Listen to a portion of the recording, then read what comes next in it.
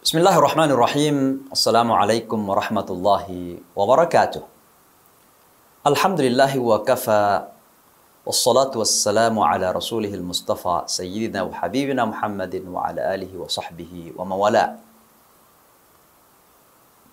Islam is the religion that truly pays attention to the rights of the people.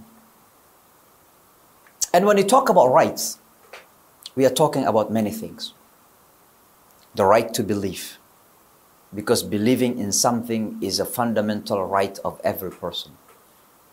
Either you consider that belief is right or wrong is something else. But everybody has the right to believe in something. And Islam gives the chance to everybody to choose what to believe and what even not to believe. The Holy Quran says, Man sha'a falyu'min wa man sha'a falyakfur. The one who does want to believe, let him believe.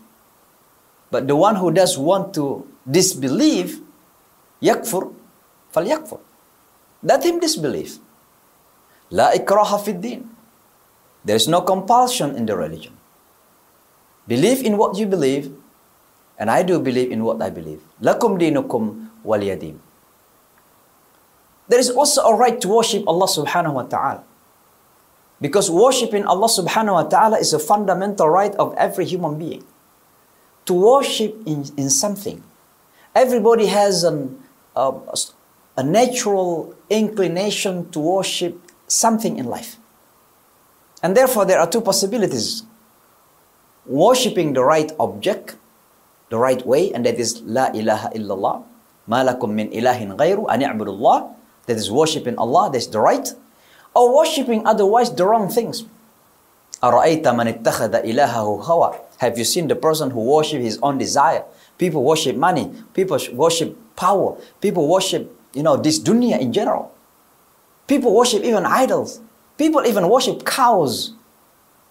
They consider cows as a representation of God. They worship.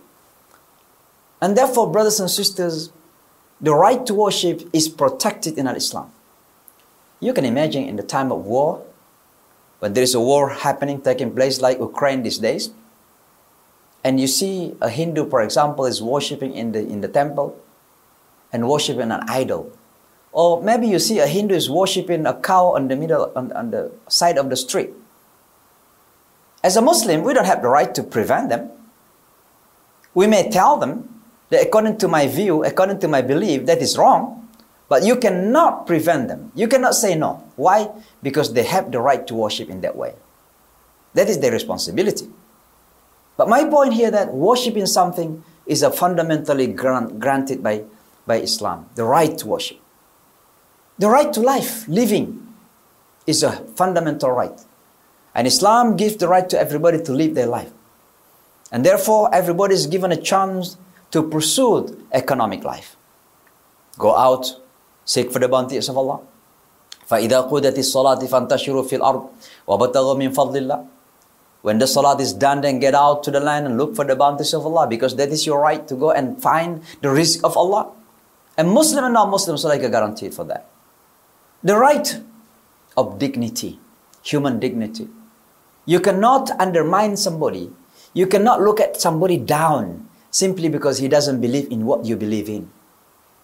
A kafir come to you and say, no, don't come close to me because you're a kafir. You cannot say that. He is also the servant of Allah. Unfortunately, he doesn't perform, he doesn't take that responsibility of ibadah to Allah subhanahu wa ta'ala. But he is still a human being. He has the right to be respected in life. He has the right to live, to enjoy life. After death, that is his own responsibility. And there are many other things in terms of rights. But I wanted to say that Islam pays a deep attention, serious attention to the human rights. Unfortunately, brothers and sisters, we see today that there are some people who consider themselves champions of human rights. But human rights means for them. You can imagine to the rights of the refugees, according to the United Nations. Nowadays, the Ukrainians, because they are Europeans, they have blue eyes, they have white skin, they are welcomed with smiles. But you can imagine when the refugees came from Afghanistan or from Syria, from Iraq, or from Africa, say, no, you are different. This one is Europeans, they are civilized, while you are not civilized, so they are not welcome. That is hypocrisy in terms of human rights. Islam provides genuine human rights. Alhamdulillah. أقول قولي هذا واستغفر الله والسلام عليكم ورحمة الله وبركاته.